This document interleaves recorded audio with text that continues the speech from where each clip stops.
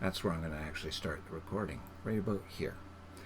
So, the CSM is the Council of Stellar Management. If you got questions about that, there's lots of other places you can look it up. But basically, it's elected players who have access to the developers of EVE Online and get to have input, insight as to what's coming next and make their recommendations as to whether or not it's going to go well, go poorly, whatever. When they, once a year, they try to, barring other bad things happening like, a pandemic, they CCP, the makers of EVE Online, actually fly those players to Iceland to meet with the developers of the game and have face-to-face meetings as opposed to working over Zoom or Teams or whatever access program they want to work with. So they did that, and the meetings went for 4 days and was a month back. I lose track of time, but I decided that I didn't see anyone doing a summary of the minutes that finally came out, so I thought I'd take a shot at it, try to give you some highlights, things that caught my eye. It may be that different things caught your eye in this, but we all have our own preferences. If I will try to remember to put a link to the full minutes down below, and from there you can decide whether I skipped things that were important or made important things that weren't. But I've got my trusty pad of secretary pad of notes, and we're going to just go through and try to hit some of the highlights. If you're looking for action, hopefully I won't see any. I'm just moving a ship from one place to the other so you can see that it is EVE Online that I'm playing. And I may start a bit of a bus run if I get to the appropriate spot. So the first meeting is always meet the players, and it's the higher ups in CCP meet with the CSM players who've flown in. Now you got to understand that flying to Iceland is strenuous. If you are a larger than average person, it is a bit of torture, and that you have a huge time zone differential if you came from North America. So the first day of meetings is influenced by that, in that some of the players might feel a little out of it. One player didn't actually manage to make it, I think, but for the most part everybody did. So they had a meet the players. Both sides get to meet who's there. They talked a bit about metrics, which is a very important thing in game development overall. It's the how do you measure whether things are working the way you plan them to? How do you measure whether the players are engaged or getting more and more pissed off by the minute? So metrics is a very important thing, and it comes up a few times. The CSM put on the table early on that they'd like to see more parts to the NPE. Specifically, and I've heard this before, more access to PvE type organization. The only problem, and as soon as they solve it, I'll be happy, but when you want to add PvP to the new player, you have to watch out for people becoming sharks and just cruising that to stack their kill board, killing innocents who aren't even sure how to lock on yet.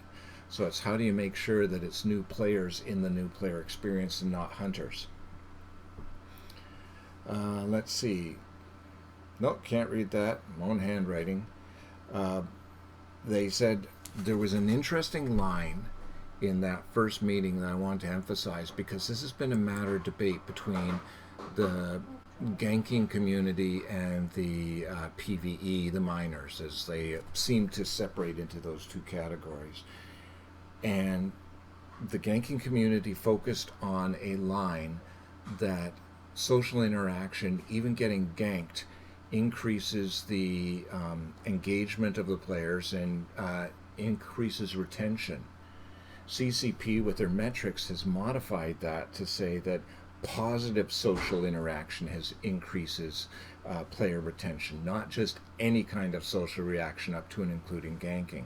So when you talk to them, when you help them, when you bring them in a fleet or engage them in that way or in help chat channel, that increases engagement. Flying by and popping a newbie and going on laughing and hoping you get a bit of salt, that's not positive engagement. That's not going to help retention. Leastwise, that's what was implied in this meeting. So the second thing they went into was what I call navel gazing, and this is a common topic in EVE Online. And that's, what is a CSM? Are we doing it right? Could it be done better? And it came up with a few things that I've not seen CCP discuss before. One is the thought, CCP actually admitting to the thought of perhaps limiting the amount of null block participation. You can't have 5 people from fraternity get elected and take over, or any alliance. And that means, and CCP sometimes would like to see specific subject experts come in and venture opinions on what's going on. So as a result, they're starting to question whether they should continue with the STV modified, where CCP is allowed to pick and choose a few people they would like on the council this year, because they have need of hearing from them, and they don't trust the general population to be able to anticipate what is needed on that basis. It's a weird version when the it's the mice belling the cat, or the cat belling the mice, but it's, I don't know how that will work and still feel like it is anything resembling a democracy. If they actually get to pick who's who, I can't. Yes. The meat we got was best before yesterday. It's still good. Sorry. So you're stuck with that. Are they going to go with pure democracy, or are they going to do a modified where they pick and choose who they get? I'm going to be interested to see how they come down on that one. The other thing that the CSM suggested, and this goes all the way back to suggestions even in CSM 10 that I served on, of them not just having CSM, but actually having subcrews of matter experts. Now, CCP's used this before. They've contacted people specifically saying, you know a lot about this. Can you talk to us about it specifically from your area of expertise? They didn't have elected people. They just went out and found people. As a NPE type person, I've talked to CCP in years that I wasn't elected, because various members of the organization contacted me and wanted my input. You can still have matter experts as long as you put them, you either are very cautious in what you say, or there's going to have to be a non-disclosure agreement involved in this. Then came the little things. Now, little things is a funny name for small coding changes, but the problem is that we as the outsiders can't see what coding changes are necessary, or how hard it is to change something that's it. And you get the armchair warriors in the various Reddit and in the forum saying it's just a quick change of code, it'd be easy. EVE is 20 years old. It has spaghetti code and legacy code that nobody knows how it connects. And all you have to do is play for a year or so and see how often things break down because they made a minor change that, touched the billboards and all of a sudden chat's gone. That's not what happened, but that sort of thing could and has happened. So CCP told CSM, you give us your list, and then we'll figure out whether it's a single engineer or a team working for 2 years to make this happen. And CSM brought in a few things that they would like to see.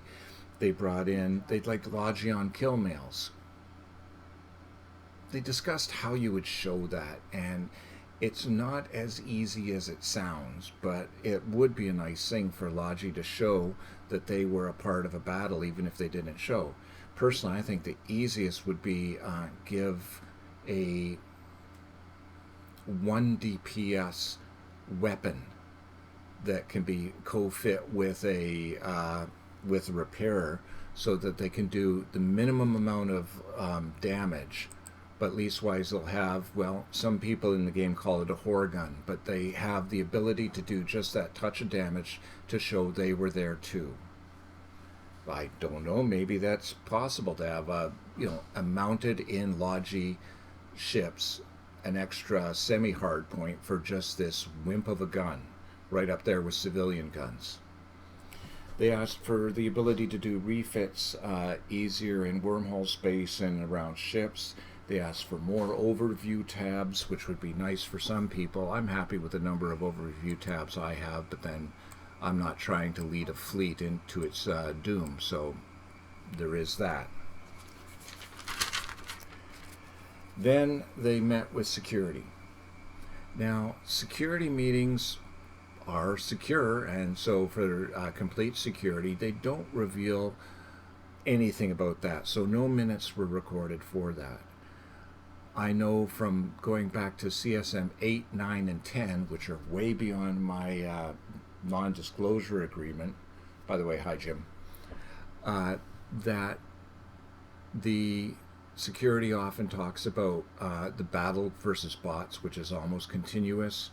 Discussions of what is considered botting and what isn't is occasionally comes up, and various other things that they'd rather not give too much information to the people who might abuse the information or try to perfect their ways around it.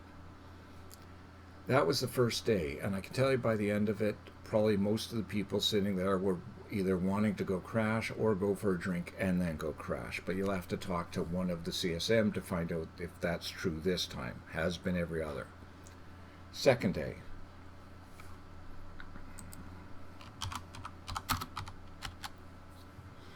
Sorry, I should have labeled day one when I was talking about it. Day two, they talked about the launcher. The new launcher that's been put in has a lot of potential for expansion, and they're very happy with that. Talking about e-videos linked directly from it, launch options, usability, being able to group and have all your characters, boot up all these multi-boxers at the same time. So the new launcher, just because it's new, probably they remember to comment the code, seems to be a lot easier for them to work with and a lot less of a risk. And that took an hour for them to discuss that and show off some of the things that the launcher could do.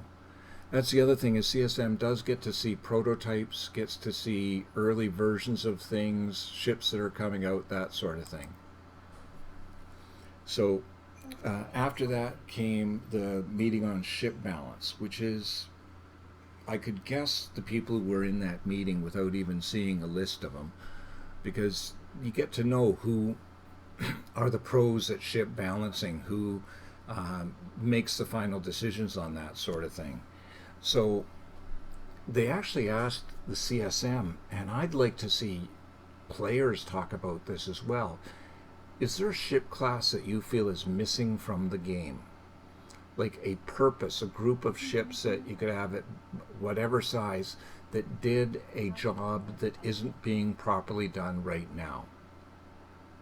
And that one just gets me going, because I know that the answer is almost absolutely yes, but when you get too mind locked into the game, it's hard to see beyond the borders and say, this is what I would like to see in the game. So as a result, I think you need more people to talk about it. You also need people who maybe haven't been playing the game for forever and a day, because they'd come in expecting to see something.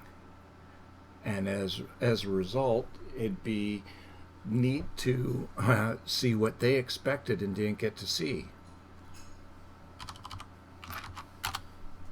Sorry, just chatting with people in the background as well, which is probably going to be my doom. So I toss it to you guys, and talk to your CSM members, or run for CSM next election, whatever.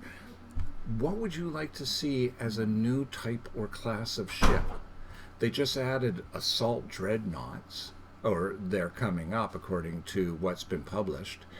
And seeing that would be really cool, but maybe No. Maybe a battle cruiser in the Praxis Gnosis line, a middle ground for one size fits all. It's a cool thing, but it's something that I'd have to go sit and try to make a list of all the things that ships do in the game and then see what's left, what it hasn't been done.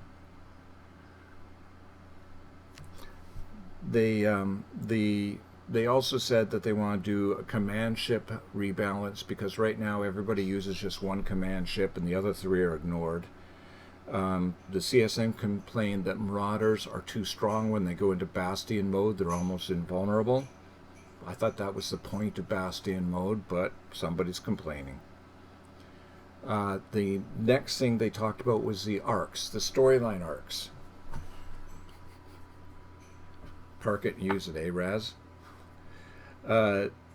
Where they said Arc 1 is almost completed, the storyline, and they've got the high points of Arc 2 planned out. They haven't got the individuals, but and the events that they're going to tie into it. And I like that events are tying into a lot of things and helping tie the story together. You may not know this, but there's lore in Eve. It's just almost nobody pays attention to it. Hi, Ash.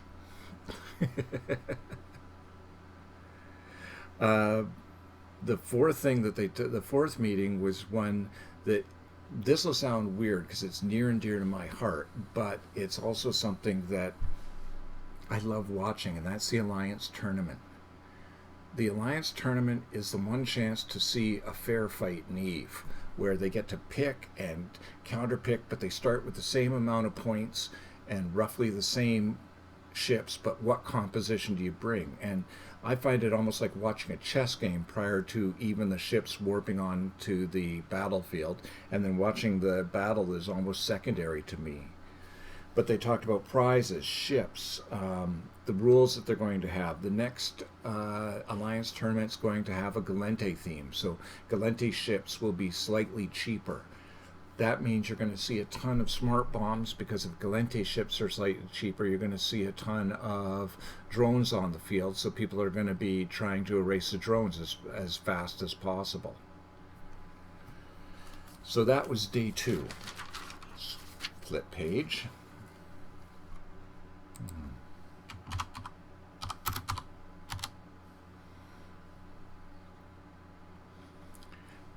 Day 3.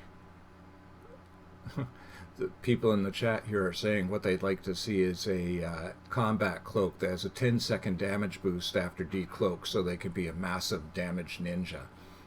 Fine, make it polarized, so if you don't get it on the first kill, you're dead meat afterwards because you have no shields and no armor. Balance. Next one is Heraldry, which is a name that they've given to being able to personalize your ships, whether it's with Alliance flags or holograms around it, or corporation flags, kill marks, signs that you've been to events, that sort of thing. The vanity portion of Eve, and I think it's been something that's been ignored for a long time, and it's, as Brisk has always wanted to say, you're leaving money on the table, because there are a lot of players who would like to pimp their ships out to high heaven. I feel really sad that my Tengu that I've been flying the event sites with, I don't own a single Tengu skin, and I haven't earned enough ISK lately to be able to afford one, because I'd love to be able to put some flashy Tengu skin on that, but I am a poor player and cannot afford to just go out and do all this stuff. So as a result, it isn't happening right now. Yeah, we'll leave that there for now. I think I'll go out in orbit just so you can see something. So they also talked about, how to earn it, how to buy it, how to show off it to the players, and it was probably a much more interesting conversation than I'm making it sound. I do get that vanity is probably a very good thing to appeal to in a lot of players who feel like they've gotten to the top of where they are with their ship, with their corporation. So now just the ability to show off and have that bee or that middle management dinosaur or whatever on your ship would be the next thing, and some people would pay for that. Second thing they talked about, monetization. I'm sorry to tell you, but CCP is a company and they do like to get your money. They do like to be paid. That's part of the nature of the game, yeah? Oh, that's a nice shot. So, as a result, they discuss things like expert packs, where CSM was saying we need to see more variants of that, more options. I think seeing as Code in the chat brought up ninjas, I think there ought to be a cloaking expert pack where you can train cloaking for the weekend and see what it's like to be invisible. They also came up with a cool idea, and I think this is one that some people might have missed, was we have skill point extractors, but if you inject them into a high level character, there's a real diminishing returns. Like you may withdraw 5 million and get maybe 20% of it back if you re-injected it. So they suggested that we have a personal SP extractor that is extracted from yourself to be used on yourself, and as a result doesn't have to have the diminishing returns. You can't sell those SP. They're not for resale, they're just for personal use. So you could use it and just inject it back into your unused SP pool. I think that makes a lot of sense. It let people change mistakes or change things that they've done. And even if you were an alpha, you made it usable by them, they could say, I've decided I don't want to do mining anymore, I want to be combat. And they could pay to pull out the mining skill and put in the combat skills. They also had a cool idea for use of the unused SP. And this one, I'd have to go through all the skills to look at it to make sure it's not uber powerful. But they suggested using your SP to overclock a skill and move it temporarily to level 6, a non-existent level in the skill. So if you have level 5 in light missiles, or in a specific ship that had bonuses for every level you have, you could use your SP for a temporary burst to push it to an imaginary level 6. We've set the dial to go up to 11 because that'll be louder. If you don't get that reference, you're too young. Then they had another meeting. The third meeting of that day is listed as none of your damn business secret. So don't even know what they were talking about. And then the fourth one was also secret, but leastwise they told us what they were talking about. And that was Project Awakening. I always have hopes that Eve is going to manage to make another game in the New Eden intellectual property. They've just got a really bad track record, and this one I'm wary of it because in their advertising where they've talked not a bit about the gameplay, they're already talking about blockchain technology, and for me that's just red flag goes up. So I'm hoping it's going to be really good. I'm praying it's going to be really good, but when I see flags on the field before it even starts, yeah. But that's me. You're allowed to disagree with me. Yeah. So, day 4. Sorry about the lack of capitalization. CCP does a lot of player research, mainly trying to figure out why the hell we're still playing their game and why we leave when we stop playing their game. So as a result, they tend to send out quarterly surveys. I don't know if you got any. If I did, I probably just went, oh, mail from them, and deleted it. I'm sorry, CCP, if you're watching this. It's just I get too much mail and I'm an old man. They want to know what they could do to add more folks. And part of it, I think, is the heraldry might help, where you start appealing to different players than the niche that Eve has right now. We have a certain type of player that plays. I'm not the best example of it, but we have certain types of players that play. If you're watching this, you're probably one of them. We don't have a lot of women. We don't have a lot of... we have a very old population where I think a part of it is patience and the ability to play a game that is a long game, is not, and it's over. So I don't know. I think them getting the information, the metrics on what make people leave, what they were hoping for when they came, and why didn't they find it, whether it was there and they couldn't find it, or it wasn't there and they were looking for something they couldn't do in the first place, i.e., how do I land on a planet? You can't. That's a different game.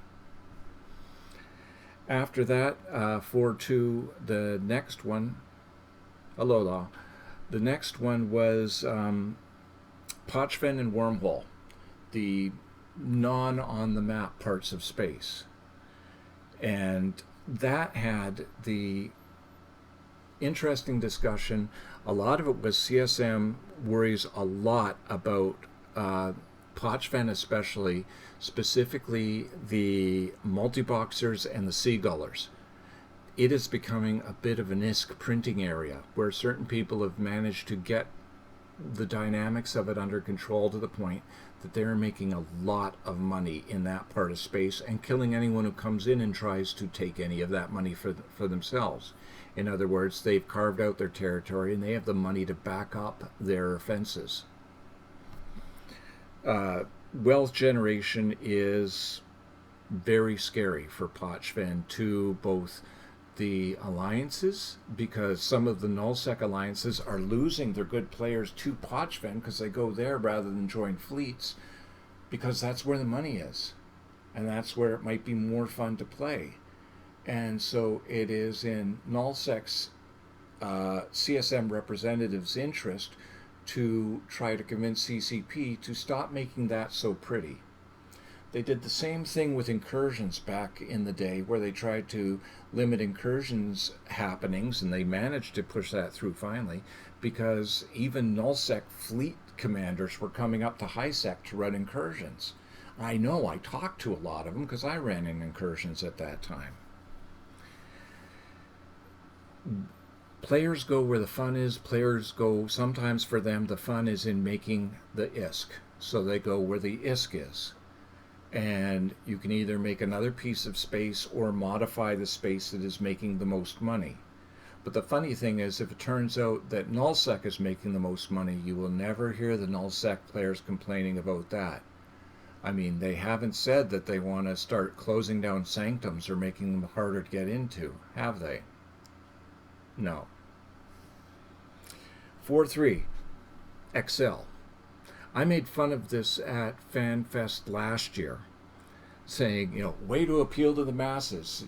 Big announcement was Eve will have endpoints that can feed directly into Excel. But according to the CSM, they showed off some of the details of it, and the CSM was very impressed with spreadsheets and how they fit together. They were also impressed with, and if there's... sidestep for a second, little on the side. In Eve, there's 2 levels of paranoia, total and insufficient. Players are very wary of third-party programs where you have to log in and connect your data through that so you can see all your assets or be able to monitor wormhole chains or all that, because you're always worried about, am I giving my data to a programmer who works for somebody else in the game, works for an organization that might want to take me out, or leastwise are taking advantage of, your signal cartel. You build this giant map, but all of a sudden a huge mining alliance is figuring out using that to find the best moons to mine from, that sort of thing. Mapping and information in the game is power. And you cannot make a mistake about that. So anytime you play, it's true, Forge. Some of them are sure that you're out, someone is out to get them, and the rest of them are wrong. So having a endpoint in Excel where it's being run by an organization that's not playing the game, you would have a bit of assurance that it's not going to be misused or used against you. Second last one. Oh, got a few more. So then they went on to local and the ESI, and this one again had some things that if you didn't read the minutes, you wouldn't hear about this. And I want to talk about local first. CCP said that local has become too powerful a tool. It's instant information as to who is in the system with you, what they're doing there, who they belong to, and it just tells you, you can set up warning points and see a lot of stuff coming through instantly. As soon as they warp in, bam, 15 ships just added to local. CCP doesn't want that level of intel to be part of the game anymore. And there's going to be a lot of players getting super ticked off because they've been living and dying by this type of intel. So now they're thinking of having it, I think of it as soaking in. So if you are in local and somebody enters, first you'll get just a number. Like there's, as opposed to there's 23 people, now there's 24 people, but they won't show on the list yet. Then maybe a minute later, their faces will show. Not their names, just their faces. So you're going to have to learn the faces of hunters of the other side. Like all of a sudden, all that work we did on character creation is going to mean something because people are going to try to learn your face. And then after that comes the name, and with the name will come your organization that you're part of. So they'll finally see, oh God, they're all in test. Is test still a thing? Are they still recruiting? So that would be a slow soak-in of the information. And so if a hunting crew, a gang was going through and warped swiftly from gate to gate to gate, they would leave only a numerical trace. You wouldn't even see who was in the group unless you got eyes on them. You would only see what ships there were unless you got eyes on them, or even who they were, like what group they were with. Are they your team flying through or somebody else? So I think that's a really cool thing, but it will cause a lot of people. I think it'll be just short of the level of protest you had at Blackout. And so some people are going to, threaten to quit and discontinue their 32 accounts. But like somebody in the chat just said, put frigate on the gate, and then you can see them when they come in. Take a snapshot. Pirate's little helper can do a snapshot of the organization and everyone in grid, which will show. So that's a thing. Then they talked about the ESI, and the paranoia that players have with the ESI is some players just don't trust handing away the code to their being able to see all of their character, a good portion of their character. So the fight against spies is actually hurting the retention of players joining organizations. And then there was a fifth meeting on the day 4, and that was, they met with the brand director and talked about the 20th anniversary of EVE and all the things that they plan on doing. Gave away tons of spoilers to the CSM, so that was, we talked to this person, we talked about this sort of stuff, end of that. So hopefully there's a lot going on. I find weird that they're celebrating the 20th in September and not in May at the Fan Fest, because May is the birthday for EVE Online. Next one was Photon UI, and CSM presented a bunch of little things they'd like to see to do with font and bleed through of large numbers, that sort of thing, uniformity and logic to a unified overview is really nice and would be good. They actually said, can we please save and share UI layouts? Like somebody does a good job and makes everything just right in the font and where they put all the pieces. It would be nice if they could save that and say, this is how Mike makes his. Nobody would want mine, but it is a possibility. Okay, so a savable, shareable UI would be really handy. Then came the meeting with leadership. That was where the head honchos from CCP sit down for another meeting with the CSM, and CSM kind of started with, "Do you love us?"